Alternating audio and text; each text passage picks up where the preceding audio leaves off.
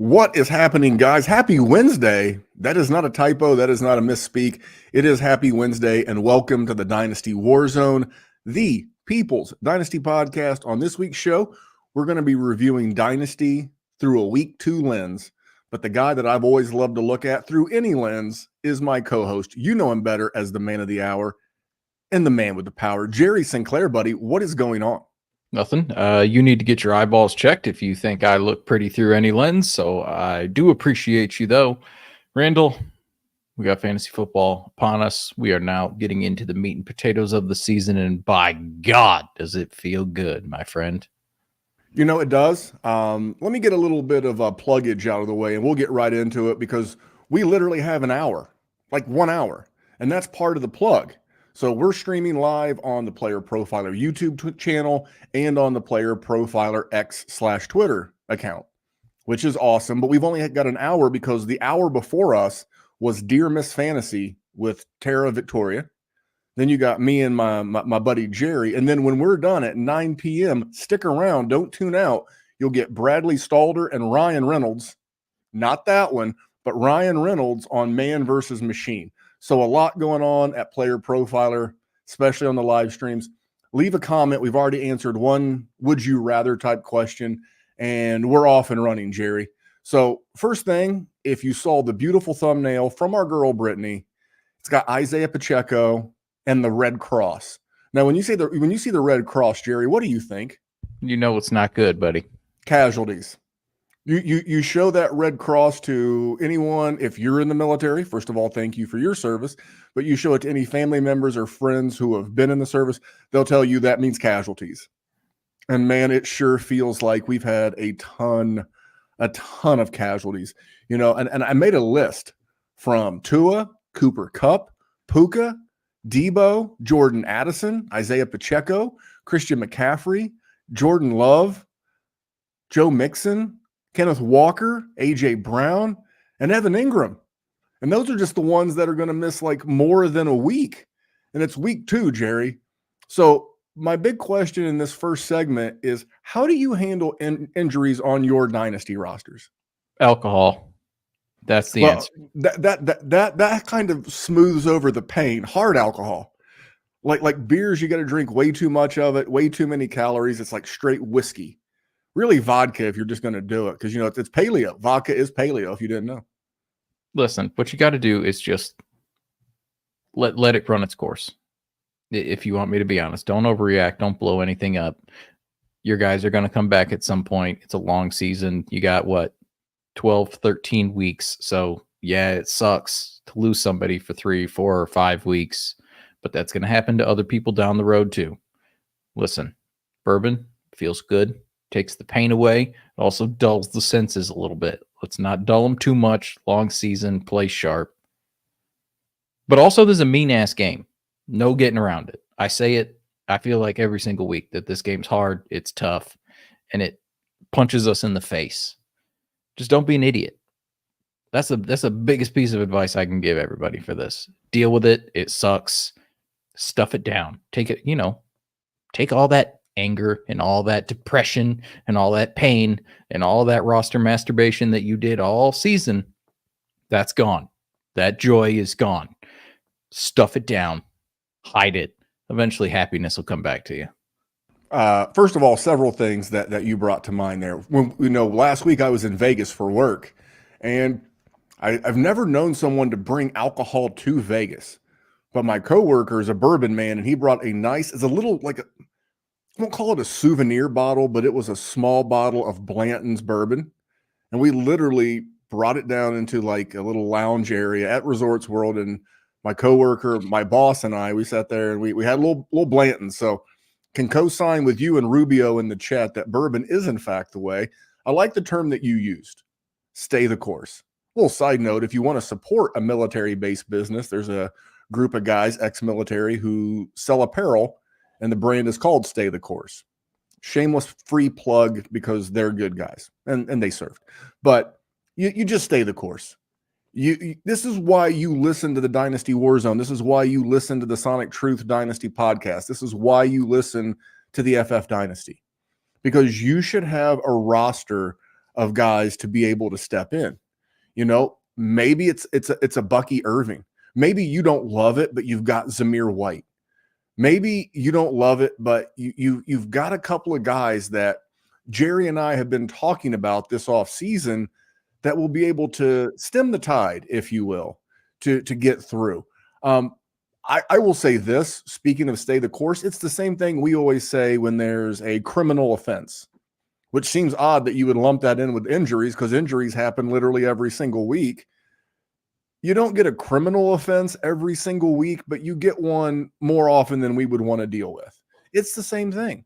Evaluate. But the one thing that I will wrap my injury take up on is what should be the footnote or the cornerstone of how you play Dynasty and really anything. Does this align with my current goals? How does this injury impact my current goals? I came into the season as a win now team. Jerry, would it be crazy to think that a team like a contend now team would have Cooper Kupp, Isaiah Pacheco, and Christian McCaffrey? 100%. And that GM is probably hurting. Yeah. Probably hurting. But if you were contend now, you got to ask yourself, and this is where you got to know, hey, do I want to make a trade to probably pick up somebody? Those are the things. But whatever moves you make now, just like whatever moves you make in the offseason, have to align with your goals. But you have to be realistic. You can't say, oh, yeah, I'm still going to win the league, and I've lost those three. Oh, yeah, and I forgot I got Evan Ingram as my tight end. You're really struggling. You know, you may give it a week, too, but then you may kick over into sell mode. You may wait until one of those guys, two of those guys come back like a CMC or a Cooper Kupp and try to move that guy. Everything is dependent team by team. It's not general analysis, but stay the course, know where your team is, and make sure you make moves aligned with your goals. Like, even if you're contending, don't be the knucklehead who was like, I wasn't going to contend in 24, but, you know, if I squint real hard and my league mates got some injuries and I'm going to get crazy with the cheese whiz and make a bunch of bad trades, you're doing it wrong. Yeah. Keep it aligned with your goals. I mean, if you're 2-0 right now and it's because Quentin Johnston got you 2 touchdowns, you're still probably not a contender. So we'll chill. We could talk about Quentin Johnston later in the show. So we have reformatted the show. We've got a lot for you. We're still doing good people, bad tweets. We're going to talk about some guys with, do you need to express patience or is it okay to panic on some of these guys? We're going to get into all of that after a word from the Dynasty Dominator. Now, I know many of you are looking for a secret weapon for your Dynasty League, and I have it. It's called the Dynasty Dominator app. You go to the App Store, go to Google Play. It's right there. It's $5 to download, and then every year it's $5 to load the next incoming class of rookies. You can add Superflex, add tight end premium. It's incredible because it allows you to look up players. It allows you to vote on whether a player is a buy, hold, or sell, and then see the market sentiment on that player. And you can compare their lifetime value rating from PlayerProfiler to their Dynasty ADP at the FFPC, all in the price lookup tool. And beyond that, we have a trade analyzer, so you'll never lose another Dynasty trade again. And in our settings, you can set this is a win now team, this is a rebuilding team, and then we let you compare players. Look at their metrics side by side, prospect metrics, NFL metrics. It's all there. It's $5 in the App Store. There's some add-ons for Superflex and to buy the upcoming rookie class. Every year, you're going to spend $5 on this thing, and it's going to be well worth it. You know, $5 doesn't get you as far as it used to be. It used to get you a foot-long sub. Yeah, now Subway doesn't even do that to us. They don't even do like a $5 6-inch. No. I could have made millions. But $5, well worth it with our boy, the Podfather Dynasty Deluxe. All right, Jerry. So it's week 2. So I thought we'd do a double shot of good people, bad tweets. Now, this does not like compound. We're not going to do 3 good people, bad tweets next week. 4. This is not going to be an ongoing thing. But I had 2 this week, and one's timely, and one's a subtle jab at a good friend of both of ours. Are you ready? Uh-huh. We'll start with the nice one first. So it's our boy, Matt Hicks. And if you don't know Matt, he's at the FF_educator. He's a teacher from the Baltimore area. Jerry and I are in a couple of leagues with him. Super wonderful, awesome guy. A great guy to follow, especially around rookie time. Would you agree? 100%. And I saw it, and I knew I was going to see it, but I saw it I wasn't surprised it was week 3 of the college season, but there it was. And Matt tweeted out, I'm not usually this guy, but y'all need to go out and trade for 2027 picks ASAP. And there's like a couple of stock canned images, like memes that I keep in my phone. And one of them is Tony Soprano going, I can't have this conversation again. You know, in his case, he's talking about The Godfather versus Godfather 2. But in my case, I can't have this conversation again about 2020 whatever draft picks because we had a good day of college football. Well, the thing is that's always going to happen because we are degenerates and we always want the next best thing. And listen, maybe Matt has had a bad start to his season, Randall, and he's 0-2 and he's had a lot of injuries and he's looking forward to the potential of brighter days in the future. And you're stealing that from him because you want to mock this man for that. But honestly, no, I don't give a diddly dick about 2027 picks right now. I don't care. I'm sure there are going to be. I'll tell you what, Randy, I guarantee you there's 7 good players in that draft class that are going to help people's fantasy rosters. And I bet I could say that every single year forever. Because even this year, what'd we have? Probably like 8 guys that we were pretty confirmed 101 to 108. And you know how a lot of them have looked? How those quarterbacks been looking? Not great. So, hey, Arch Manning literally came in and he's gonna steal. He looked great. He's gonna steal Quinn Ewers' lunch money. And I was listening to I was actually listening to a college football podcast, and they were talking about that's got to be a first for the record. And you just washed right over that, dude. I was my playlist was bone dry. I listened to a lot of podcasts at work, and I was like, okay. But they're talking about, that if Quinn Ewers will probably miss a game or two, and that if Arch Manning does real well these next 2 games, then don't be surprised if Ewers doesn't not get that job back. But yeah, I was just the term I like to use is ribbon on the square. Yeah, I was ribbing Matt a little bit because it was Matt, and I probably wouldn't have been as kind if it wasn't Matt, who is an excellent analyst. But it's bound to happen. And like I told him in like one of the comments back and forth on X, I was like, it's funny how these tweets always seem to appear after a good Saturday of college football and highlights on highlights. It's funny how all of a sudden we got to go get these picks. No, you don't. Now, I will say this on picks, and we'll move over to our next good person, repeat offender, by the way, bad tweets. It's never a bad time to get future first, gang. True.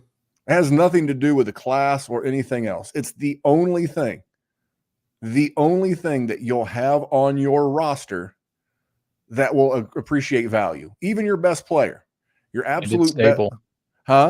It's stable. It's only going to go up every day closer to your rookie draft. It will only go up. And we got Justin Kinney in the chat, and he said, and you may regret this, Justin, nice to put faces to the voices I hear on Spotify. Well, he probably is happy to see my face at least. And he's like, buy Will Levis or Trevor Lawrence in Dynasty. We're going to get to that in one of our other segments, so stay tuned. We will get to that. Matt Hicks, we love you. Please go follow the @FF_educator. Tell him we sent you and that you're not trading for 2027 picks unless they're cheap. And then this next one, thank God for fantasy receipts, because we've done so many of these that I've been blocked by so many people that I don't get to see all of these. Deservedly so. I can't say that I haven't earned some of them. This one right here is from our old pal Derek Brown @Dbro_FFB. And after week 1, old Mr. Dbro said, trade Alvin Kamara away. His week 1 stat line was amazing, but that had a ton to do with the matchup because his per touch efficiency was frightening. And then some random made up stats per fantasy points data. It's not like air yards or yards per attempt or actual yards or anything else. It's a bunch of random bullshit. And it's like his early down production will wane against better matchups. The pass game usage can continue to bail him out. But in all caps, I would be looking to trade him away ASAP. Also in all caps. I'm going to let you have this one for a minute because I'm going to bring the thunder on this one. You can bring the thunder. Here's the issue with this. I'm fine with the concept of trading Alvin Kamara currently.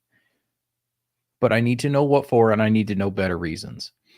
If the reason is that he's 29 years old, if the reason is that you think you're at the peak value for what he can be as an older running back, if you think that he gave reasons for why the stats will go down, then they didn't. But that's fine. That's all fine. But what he's doing is he's pandering to somebody who is scoring tons of points in a season where we're not getting tons of players who are scoring tons of points, and he's being the hipster who's just counteracting it, which, bless his heart, I hope you got all the interactions you wanted. But what is the point of fantasy football? How do you win? You score points, Randy. Huh. I never thought of that. So you score points. And who was the 101 coming into this fantasy season in redraft, not Dynasty, but who was the 101? In redraft? Christian Yes, sir. McCaffrey? Yes, sir. And what draft class was he in? Same one as Alvin Kamara. Same one as Alvin Kamara. And what offense is Christian McCaffrey in? A very good one, Kyle Shanahan. Which is what Clint Kubiak in New Orleans runs. And this is something you and I have been preaching all off season, literally all off season. Go get Saints, go get Saints. Now, we didn't say go get Derek Carr, but we were very bullish on Alvin Kamara and Chris Olave. Is that fair? It's fair. This is why you want him. You can't tout Christian McCaffrey as the 101 and then not like Alvin Kamara and let him go 5-6 rounds later. This is the silliness of it. I love the fact that you're like, yes, you have to tell me who to trade for. What am I trading for? Alvin Kamara, you finally got him in what could be the perfect offense for his skills.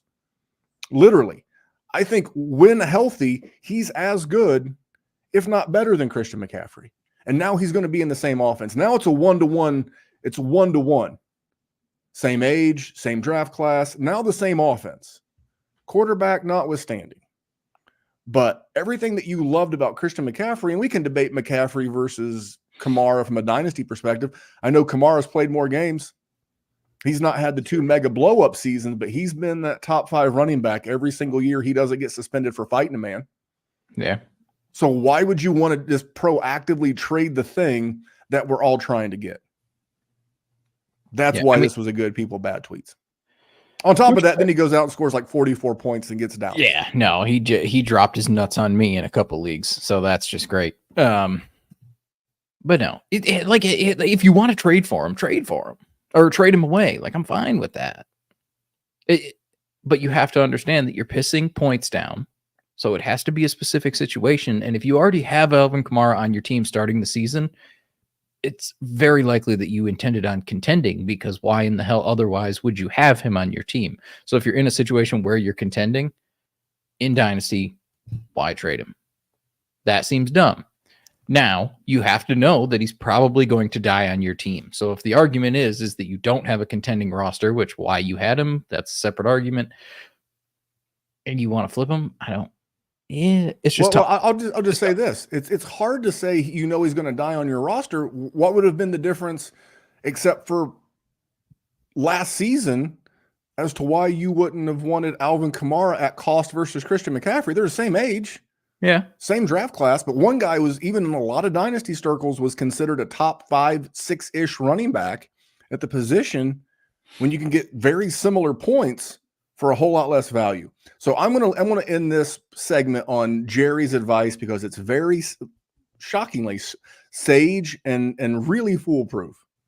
Anyone in any context that's giving you trade advice without telling you who to trade for, what to trade for, how much to ask for, what to come back with, because this is pie in the sky bullshit, sunshine, dumb, because it doesn't help you. Okay, I went and traded him.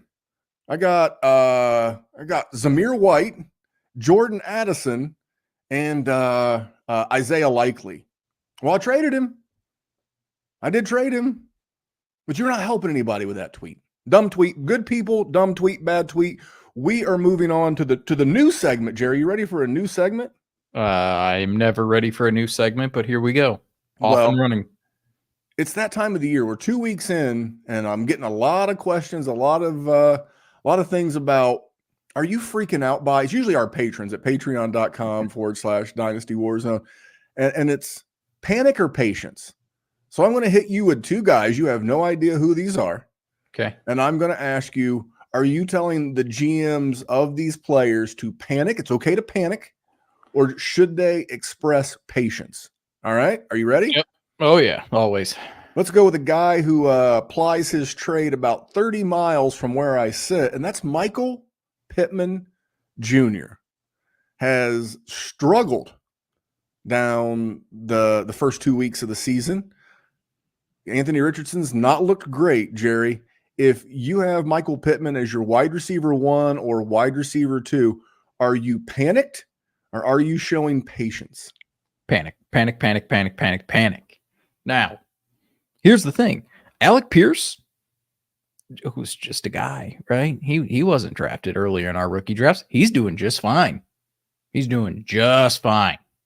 So it's not necessarily an Anthony Richardson wide receivers thing. It's an Anthony Richardson, Michael Pittman thing. And Michael Pittman is getting to that point where his name is no longer going to boost him up in the value. Where he went in a rookie draft is no longer boosting his value. People are starting to not like Michael Pittman, on top of the fact that he's not scoring touchdowns, and on top of the fact that Anthony Richardson is not peppering this man with targets. And in a situation with the wide receivers that are there, you would love to think Michael Pittman could easily win that out and accumulate most of the targets. And what we are not seeing is that. And on top of that, a certain person who did not have Anthony Richardson as a QB1 takes a bow. I got to ask you, what did you see with Anthony Richardson that gave you so much pause? Can you repeat what you said back during our quarterback ranking show? Well, he's just not a person that I wanted to rely on. I don't want to say he's unstable because that makes me sound like I'm going after the man, and it's not an ad hominem. Just whether he could stay upright was a big time concern. And if he was going to consistently be successful enough to be a QB1, he's gonna be fine. Like he's a good enough quarterback to be a starter. He does not do boneheaded dipshittery like some of the other quarterbacks in the league do. He should be in Indianapolis for a while. He should be a fine, stable enough asset. But where people were taking him in a startup was always way too expensive. That said, hasn't gotten hurt the first 2 weeks, has looked good enough. He's starting to grow. It makes me feel a little bit better just to play devil's advocate with my own self. Yeah, I'm just looking at his game. The one thing I will tell you to hang your hat on is that he did get 15 targets in 2 games. So 7.5 targets a game. He's not going to get the downfield stuff. The thing that concerns me, not only with Michael Pittman, I'm going to be a little bit more patient. I'm not as panicked as you are.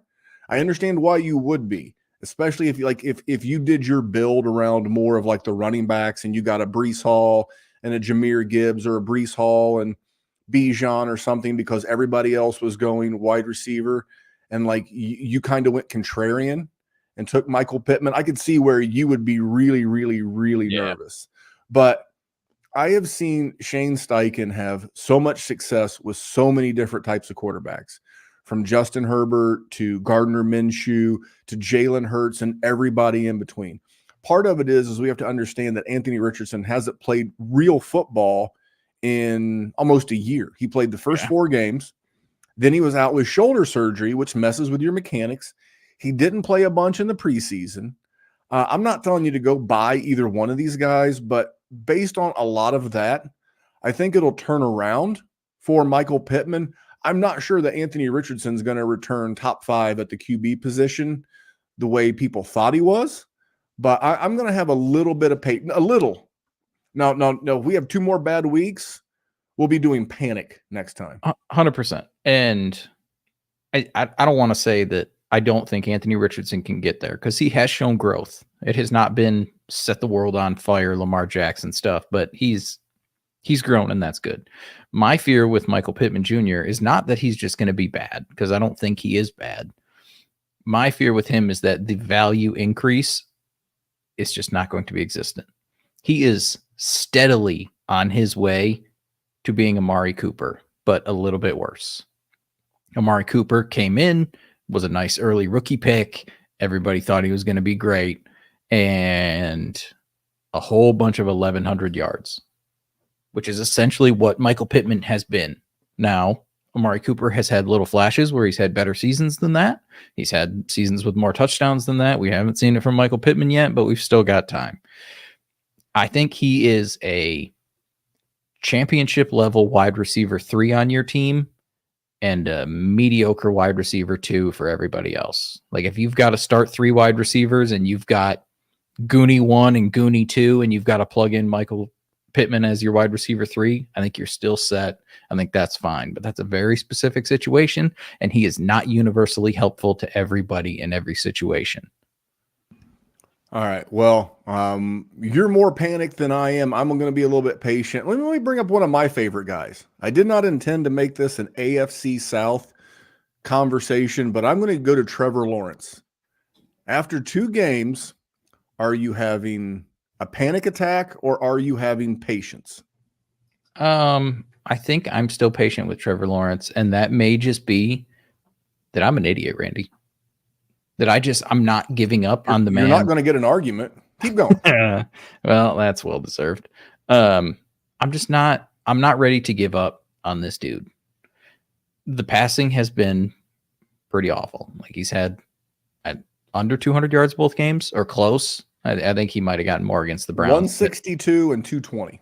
Okay. So, I mean, nothing to set the world on. 1 touchdown. Eek. No interceptions.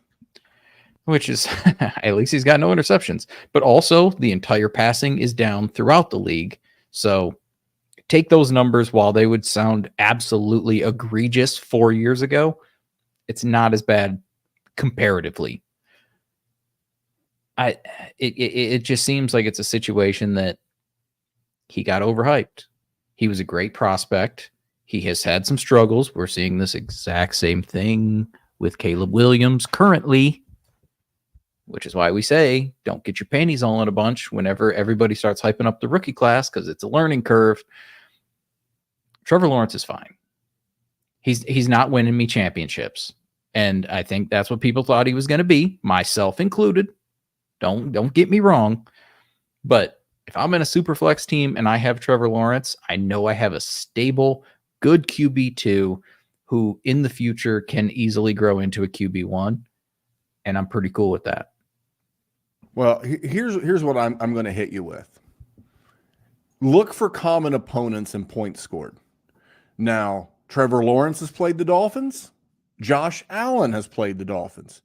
Trevor Lawrence had more points against the Dolphins than Josh Allen. Trevor Lawrence played the Cleveland Browns. He had more points against the Cleveland Browns than Dak Prescott did against the Cleveland Browns. So if you're not worried about Dak and you're not worried about Josh Allen, probably wouldn't be too worried about Trevor Lawrence. I know it's not exactly apples and pomegranates, but here's the thing.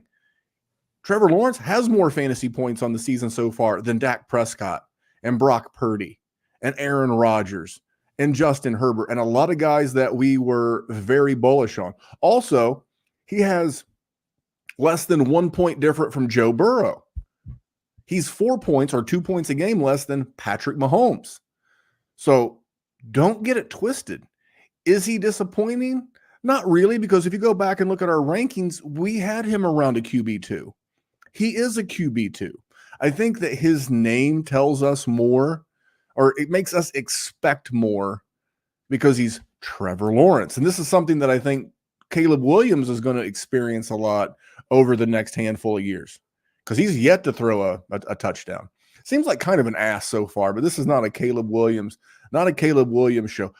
I will tell you that I think that also he's missing Evan Ingram. You know, that's his safety blanket. That's his Brian guy. Thomas Jr. looks good, though.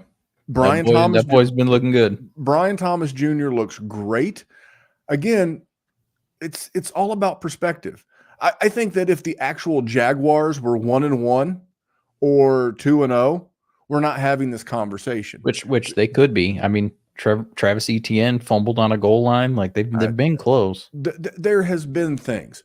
So don't be confused by what you're hearing on Twitter or what maybe your gut's making you think. When you look into the numbers and you do that little exercise that I did, it makes you feel a little bit better about Trevor Lawrence. And to answer Justin's question, Justin, new YouTuber, longtime podcaster, love you, kid.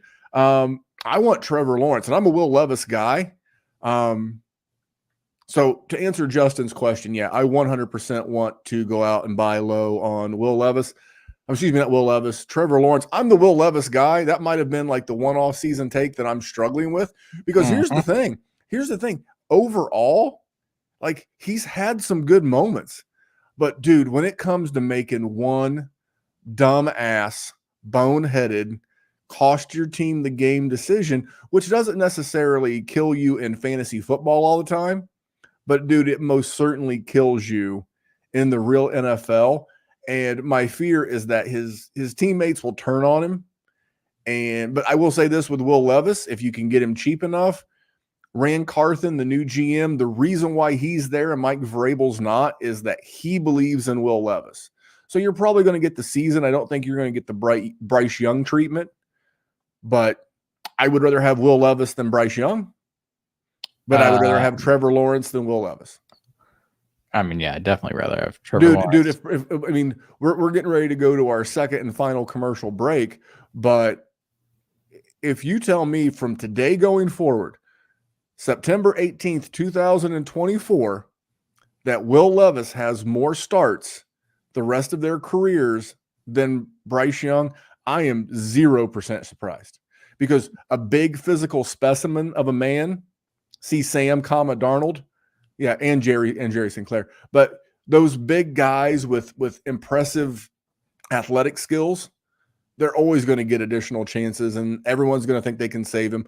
I am going to be 0% shocked if in a year and a half from now, Bryce Young is Josh Rosen. And I understand. But the one thing about David Tepper, the owner of the Carolina Panthers, is if you don't know anything about David Tepper, besides that he throws drinks at fans, is that he is one of the most successful hedge fund managers in the history of Wall Street. He literally sold just some stock for like $2 billion and bought the Carolina Panthers cash. So he's not a dummy. He's not a dummy. And I don't want to hurt your feelings, because I know that you're smart because you listen to the Dynasty WarZone, but you're not smarter than David Tepper. So go ahead and get that out of your head right now. He will not be afraid to move on. An investment guy will move on from this mistake. The mistake that he has to move on from is the wrong people. But anyway, I digress. Just to bring in a little Bryce Young, because that was wild, Jerry. You got to admit that was wild. You were not that set the Patreon group chat on fire. Yeah, 100%. It was wild. Well, listen, let's jump into one more read. We'll get you going. Let's talk Injury Finder. Hey, you're in your fantasy draft and someone says, hey, that guy's injury prone, I don't want him. And you're like, I don't know, I don't think you can predict injuries. Well, guess what?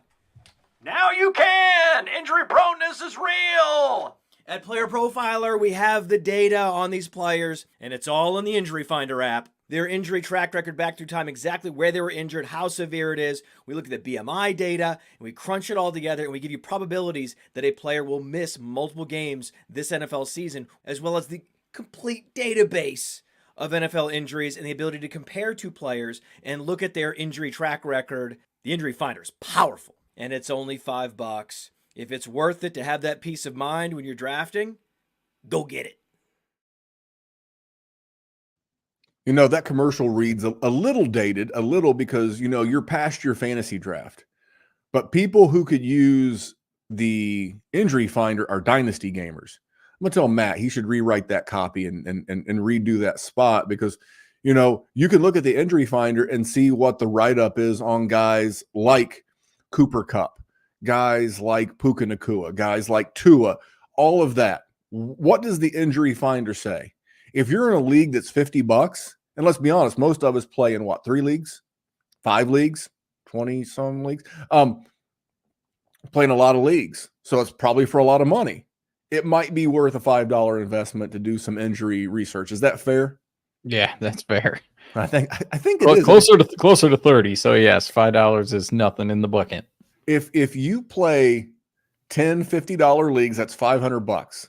represents 1% of your investment in Dynasty. I think it's worth it. Just the math makes sense to me. It makes sense to me. Math is mathin'. The math be mathin'. All right, let's jump into I'm calling this segment now or the time is now. When I say the time is now, now is the time to go buy these guys right now. Because if you don't go buy them right now, you're only going to pay more money. You're only going to pay more picks. You're only going to put together a bigger package. You may have to go full Bryce Young when the Panthers gave the Bears the world for that pick. So, Jerry, who is the guy that when I say the time is now, you have to go get him? Who is it? Jameson Williams of the Detroit Lions. That's spicy. It's not, though. We're looking at 20 targets, 10 receptions, 200 yards in 2 games. And as a person that watched every single millisecond of the Lions offense, he's going to be a part of it. There is no more he's a gadget guy who they're going to just launch the ball to every once in a while. He's a focal point. I mean, listen, there's going to be games where Sam Laporta is not as absent as he has been. The wide receiver 3 on the Lions is virtually non-existent. Amon-Ra St. Brown is Amon-Ra St. Brown. Dude's got a ding-dong that chafes his kneecap because it's so long. But Jameson Williams is absolutely a focal piece of a Detroit Lions and Ben Johnson offense. He's 23. Going to be under contract. His quarterback's under contract. The offensive line's there to protect the quarterback so that they can get the ball to somebody like Jameson Williams, and he has looked good. He's been the best player on the team so far. Yeah, that was one of the questions that Corey in the chat, he asked about what's going on with Sam Laporta.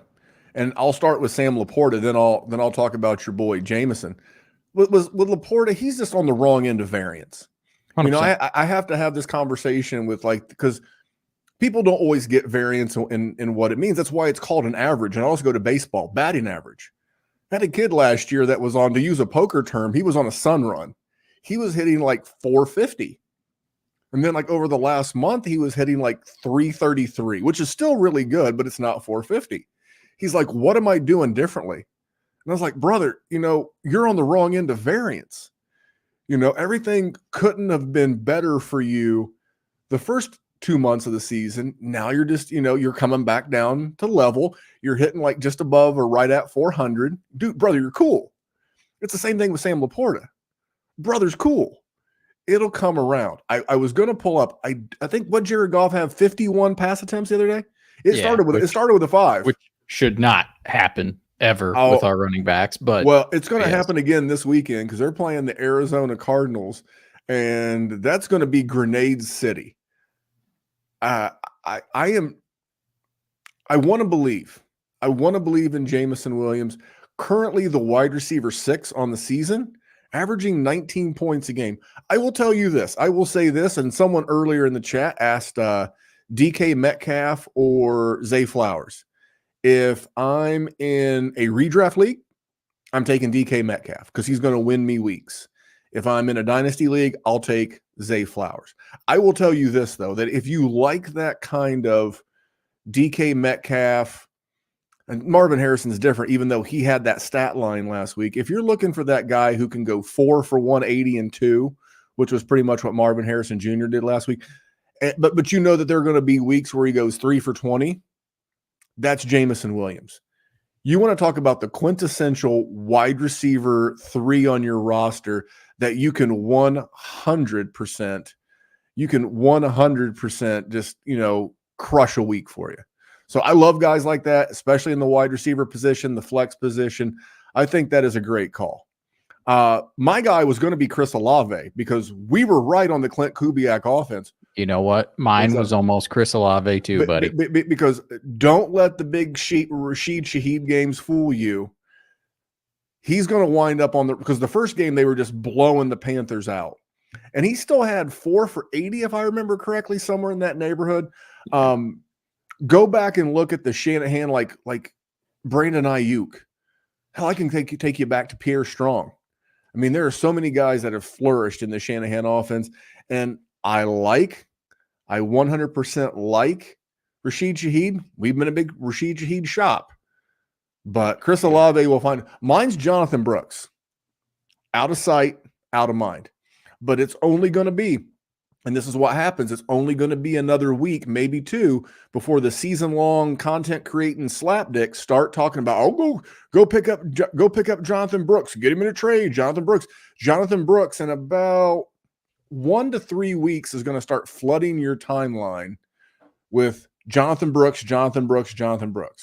And if you're Dave Canales and you've benched your rookie quarterback and Miles Sanders shouldn't be running the football, he should be driving an Amazon truck.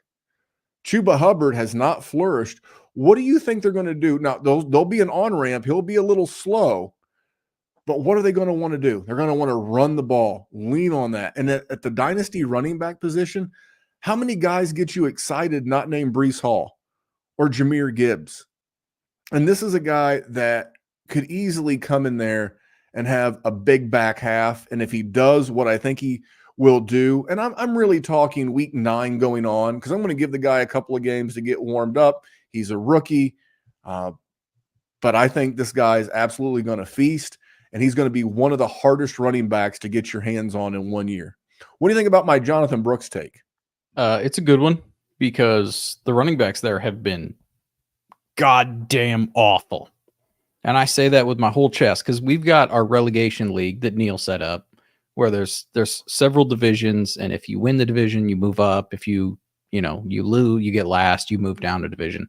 Me and Randy started in the bottom division because Neil hates us and wants us dead. So one of my starting running backs is Chuba Hubbard. It's a scrappy team. They're just nothing but the doldrums of the fantasy world, the DVD bargain bin roster. But that's what I'm hoping for. And Chuba Hubbard has given me nothing.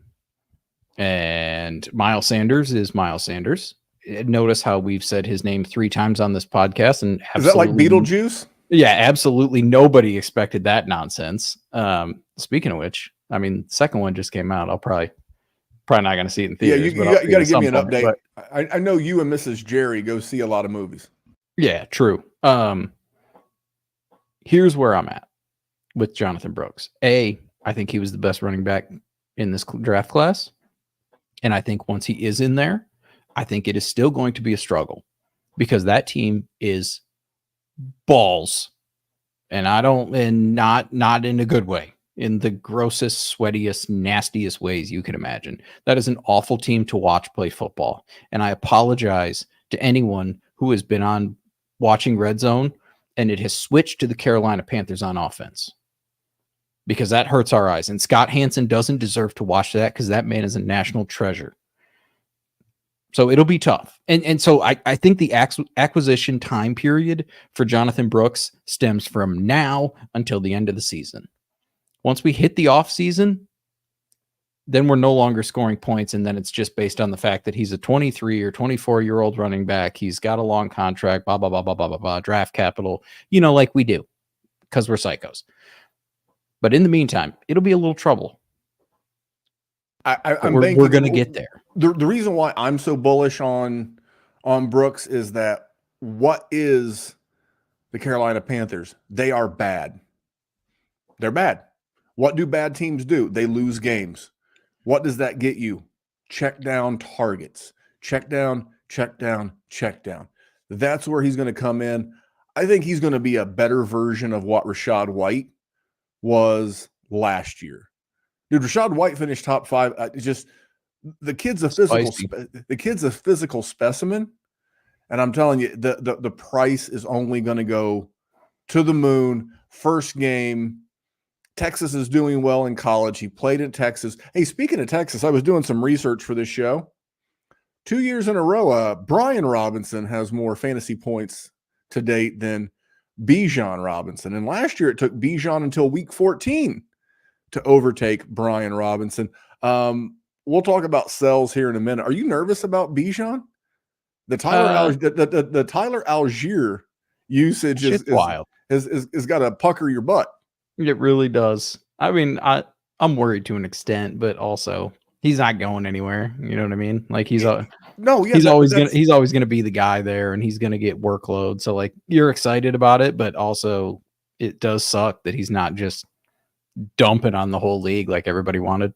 the funny thing is that I'm totally okay with a running back who gives me 16 points in one game and 16 points in the next game. If you can just say, hey, Bijan's not going to give you those spikes, but he's not going to shit in your lunchbox. He's just going to give you a solid 16 points every game. Will you take that? Deal or no deal? Deal. Deal. Cosign. I am 100% co-signing on that. So, Jerry, what we're going to do is we're going to go into the sell segment. And I didn't have time to make a sound drop, like when, and I'll play a sound drop because I forgot to play Dana White on Good People, Bad Tweets, and God knows Debro needed it. But I wanted to get the one of Shia LaBeouf. What are you waiting for? Just do it. So what are you waiting for? These are the guys to sell now. If you don't sell now, you're never going to get more today than you are in a week. I mean, if you want my guy, it's going to be Jordan Mason by 100 miles over every single other human being in Dynasty right now, because we have seen like 50 rush attempts. He's gotten over 100 yards in both games. He's gotten a tutty in both games. Randy, Christian McCaffrey didn't die. Christian McCaffrey is still under contract. Jordan Mason is a 25-year-old running back who has not done anything until this moment in year 3. And as soon as Christian McCaffrey comes back, you think Jordan Mason is going to eat into that workload? Out of your damn mind. So if I can get a second, done.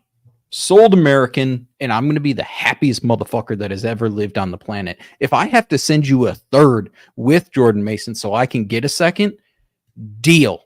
Sold American easily. 25-year-old running back who hasn't done anything in 3 years, went to college at Georgia Tech, a triple option offense, and then he comes in here into San Francisco, has an absolutely dominant effort, which is great. For those of you who have had him, I had him in 3 leagues. Guess where he's at, Randy? You know how many of them I still have? 0. Because hell no. That is not a long-term asset. He is absolutely not somebody you should be holding on to. Let some other dope have him for 2 weeks. Enjoy those 2 weeks of points that you're going to get. I knew all I needed to know about Jordan Mason and Christian McCaffrey when after that first game, he said at the press conference, he being Jordan Mason, I don't know how Christian McCaffrey does this. That tells you, first of all, and you can go look at Kyle Shanahan's offense the entire time he's been in San Francisco. That offense absolutely eats running backs. It eats them up and it wears them out. And that's why I'm 0% surprised that Christian McCaffrey came in. I wonder if the Kyle Shanahan and the Niners look back and go, gee, we probably shouldn't have let him have that 4th touchdown on that 30-second touch in a game we were up by 21. You only get so many sacks. You only get tackled so many times on your tackle card. Your tackle card's got like a number, and every time you get tackled, you punch it like a ticket. And they were putting unnecessary tackles on the body of Christian McCaffrey. I do like that. This is the quintessential classic of everybody's freaking out. And not only is Christian McCaffrey under contract, they just redid his contract. He wanted, and smart on him apparently, because he wanted more money going into this season. He got it, and good on him. Let me give you mine real quick. And this is going to hurt a little bit, and this is not designed to take a shot at you. It's Kyle Pitts. If here's the thing. If you ran into an asshole this morning, you ran into an asshole. If you run into assholes all day long, maybe you're the asshole. And this is my Kyle Pitts take. Everybody wanted to vilify Arthur Smith. He's an idiot. He's so dumb. He's so stupid. Oh, and here comes the guy from the Rams. I forget his name. I'm drawing a blank. I think his name's Robinson, if I remember. But the OC came over from the Rams. Oh, yeah, he's going to unlock Kyle Pitts. No, he's not.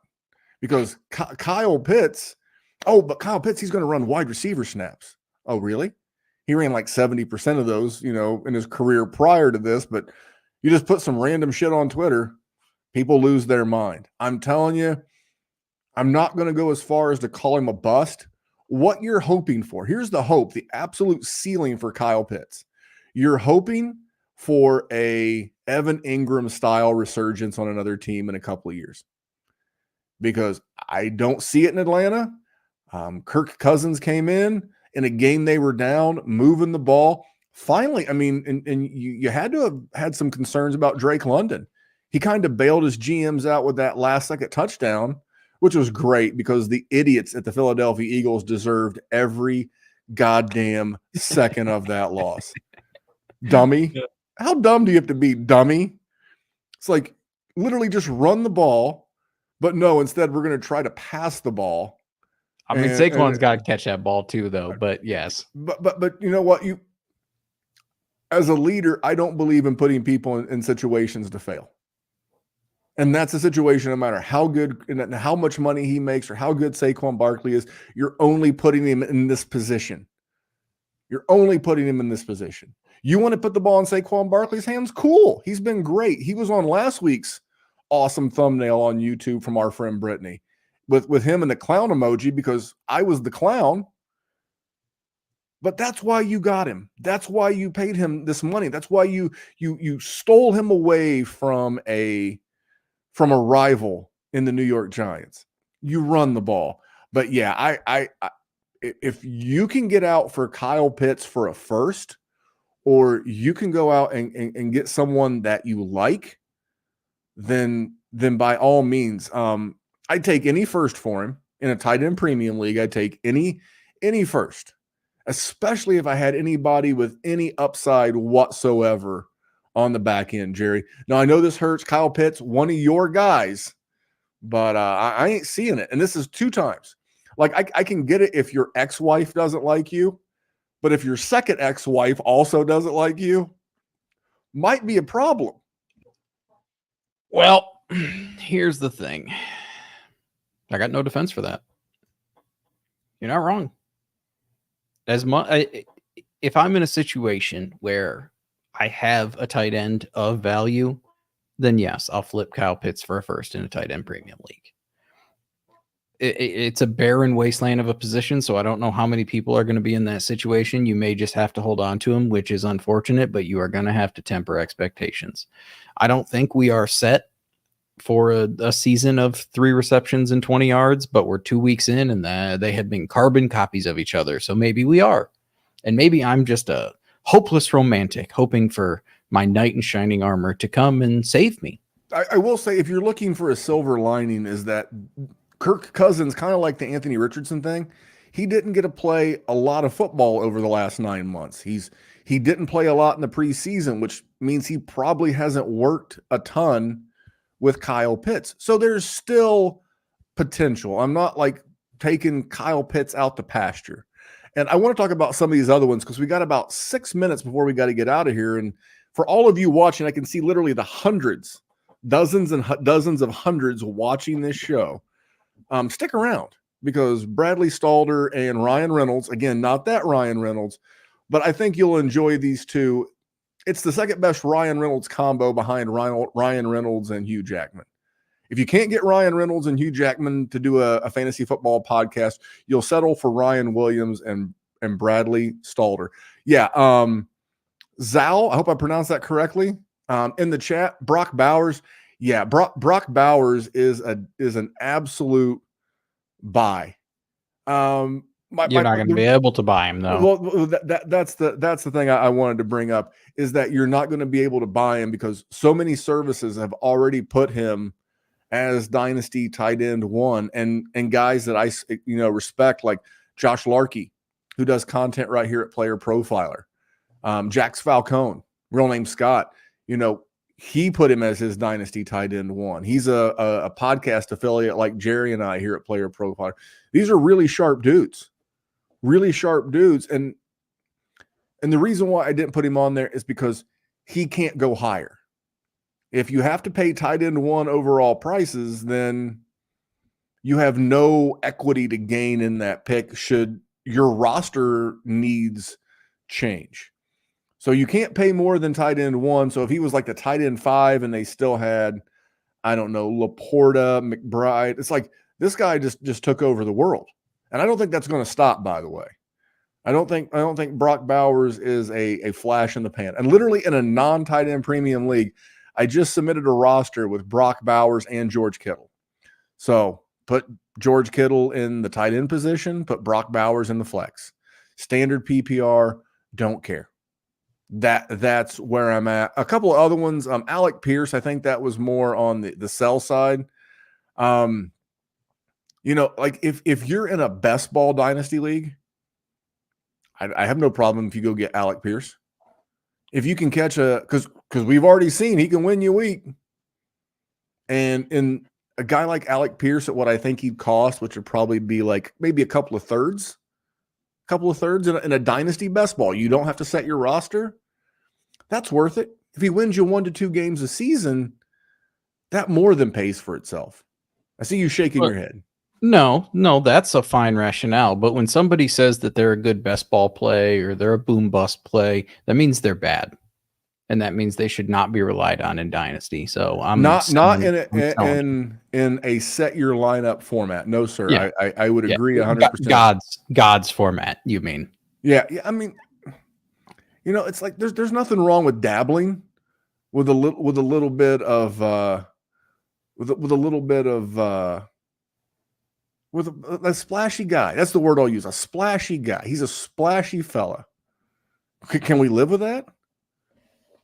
I can live with it. I'm selling the hell out of him, though.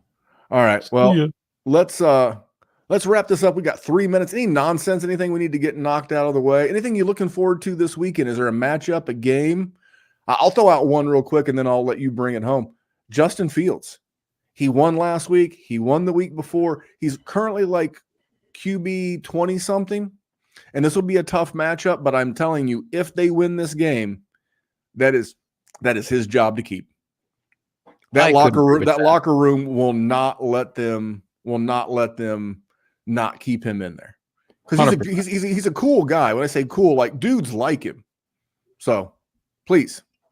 No, I mean anything on Sam Darnold? How are you going to take him out when it was a close battle all offseason? Then he starts and then he goes 3-0. Then you're going to go back to the other guy? No, no shot that's going to happen. You're taking athleticism off the field.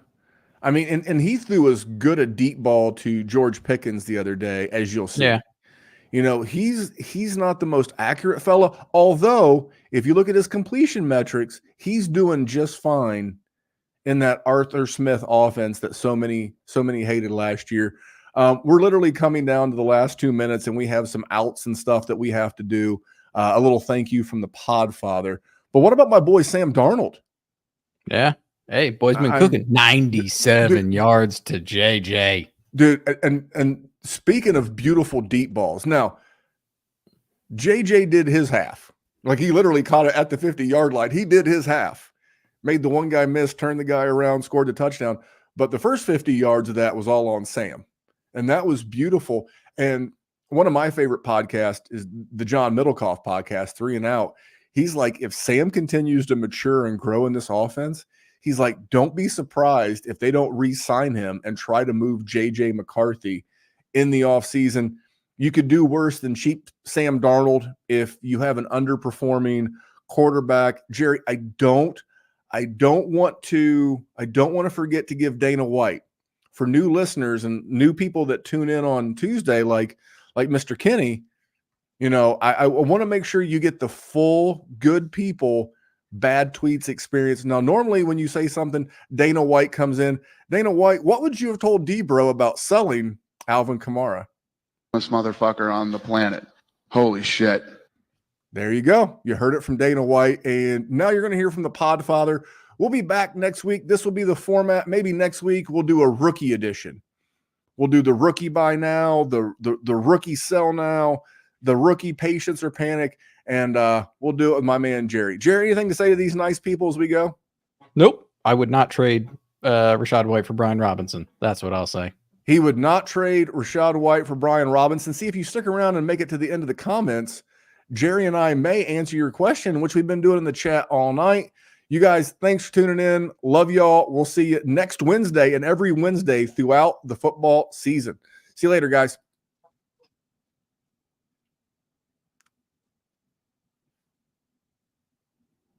No, we're just staring.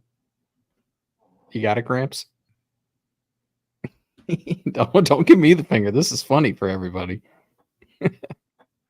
From the Podfather to you, I deeply appreciate you tuning in. And many ask, what can I do? What can I do to help support the hosts, the research they do, the production costs? Go to PlayerProfiler.com, Dynasty Deluxe, World Famous Draft Kit, Rankings, DFS Dominator, and of course, data analysis. Subscribe to any one of those, and you support all of us and take Player Profiler to the moon.